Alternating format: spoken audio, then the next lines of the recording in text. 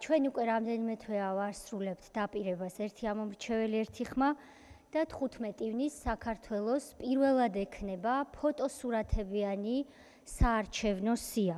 ეს ერთხელ და სამუდამოდ გამორიცხავს იმას, რომ სახელმწიფო სისტემის გარეთ სარდაფებში თუ სხვაგან დაბეჭდილი პირადობის მოწმობები ვინმემ შეძლოს და გამოიყენოს საარჩევნო უბანზე. ეს აგრეთვე გამორიცხავს იმას, რომ ერთმა ადამიანმა, რომელსაც მოგეხსენებათ მხოლოდ ერთი სახე და ფოტო აქვს, მისცეს ხმა 2 ან მეტ ადგილას.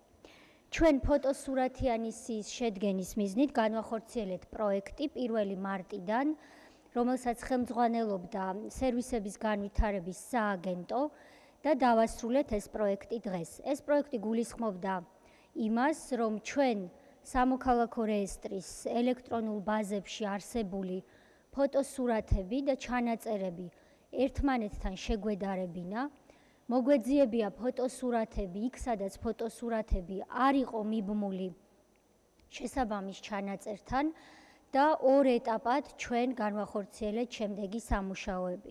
სისტემაში მოძიებული იქნა დამოუკიდებლობის შემდეგ გადაღებული 90,000 ფოტო, რომელიც მიება შესაბამისი მოქალაქის ჩანაწერს ელექტრონულ ბაზაში. მანამდე ეს 90,000 ჩანაწერი იყო ფოტოსურათის გარეშე. ამიტომ ეს 90,000 ადამიანი უკვე საარჩევნო სიაში მხოლოდ გვარითა და სახელით კი არ იქნება, არამედ აგრეთვე ფოტოსურათითაც. ჩვენ აგრეთვე ერთმანეთს გადავადარეთ 5 მილიონამდე მონაცემი.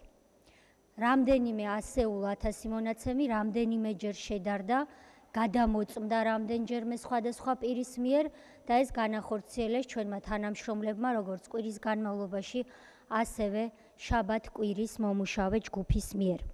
ჩვენ აღმოვხვერით 3200-მდე გაორება, რადგან ჩვენს ბაზებში აღმოჩნდა 5 მილიონი ჩანაწერის გადამოწმების შედეგად 3200 გაორება. გაორება ნიშნავს იმას, რომ ერთ პირს ჰქონდა 2 სხვადასხვა პირადობის დამადასტურებელი საბუთი, ერთ-ერთი, რომელიც იყო ტყვილი, უზუსტო ან ყალბი, გაუქმდა და ამ ადამიანებს ამ არჩევნებისთვის ექნებათ მხოლოდ ერთი ის საბუთი, რომელიც მათ უნდა ჰქონდეთ.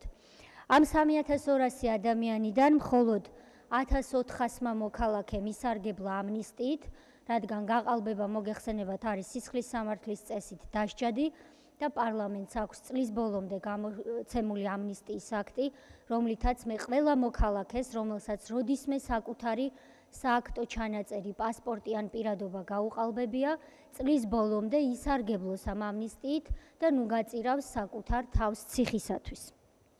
ეს პროექტი მთლიანობაში ჩვენ განვახორციელეთ ჩვენივე ძალებით, ამაზე მუშაობდა 200-მდე თანამშრომელი, ანგარიში არის დეტალები მოცემული, რომელიც დაგირიგდათ და რაც მნიშვნელოვანია და მინდა ჩვენ საზოგადოებას ვუთხრა, არის ის, რომ თუ ჩვენ ბიომეტრიული საარჩევნო სიის შედგენა, რომელიც ამ ეტაპზე ვერ მოხერხდა, დაგვიჯდებოდა რამდენიმე ათეული მილიონი ლარი, ეს პროექტი, რომელიც ძალიან მნიშვნელოვანია ბაზების და მონაცემთა დახვეწის მიზნით, ჩვენ განვახორციელეთ 885,000 ლარად, რომელიც ბიუჯეტიდან არ დაფინანსებულა და მთლიანად სერვისების განვითარების სააგენტოს შემოსავლებით დაფინანსდა. ამიტომ ეს ჩვენი პროექტი ბიუჯეტისთვის არც ერთი თეთრი არ დამჯდარა. მე მინდა მადლობა გადაუხადო თითოეულ იმ თანამშრომელს სერვისების განვითარების სააგენტოდან, იუსტიციის სახლიდან, რომლებმაც დღე და ღამე იშრომეს გაორებების იდენტიფიკაციისა და აღმოფხვისათვის, იმისათვის, რომ მე შევძლო 1 ივნის ცესკოს გადავცე ფოტოსურათებიანი მონაცემები, ფოტოსურათებიანი საარჩევნო სიისთვის, მადლობა უთხრა ცესკოს და მადლობა უთხრა ყველა იმ თანამშრომელს, მოქალაქეს და კანდიდატს სხვადასხვა პარტიების, რომლებიც ჩვენთან მოდიან და გვეხმარებიან საარჩევნო სიის დახვეწაში. მოგეხსენებათ, რომ საარჩევნო უფლების რეალიზაციის ხელშეწყობის მიზნით გამოცემულია იუსტიციის მინისტრის ბრძანება, რომლის მიხედვით საქართველოს მოქალაქეთა გარკვეული კატეგორია განთავისუფლებულია საფასურის გადახდისაგან პირადობის მოწმობის აღების შემთხვევაში.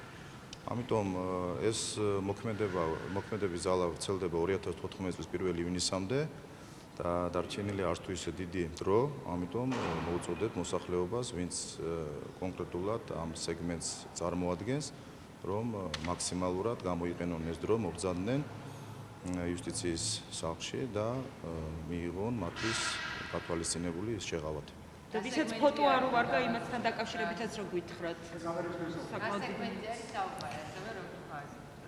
კი ბატონო, ამასთან დაკავშირებით 2-4 დღის წინ გაკეთდა ბრიფინგი და კიდევ ერთხელ გავმეორდები, ეს ეხება იმ სრულწლოვან მოქალაქეებს, რომლებსაც არ გააჩნიათ იურიდიული ძალის მქონე არც პირადობის დამადასტურებელი მოწმობა და არც პასპორტი და ასევე იმ არასრულწლოვან მოქალაქეებს, რომლებსაც 2014 წლის 16 ივნისამდე უსრულდებათ 18 წელი და ასევე არ გააჩნიათ პირადობის დამადასტურებელი მოწმობის და არც პასპორტის იურიდიული ძალის მოქმედების პასპორტი.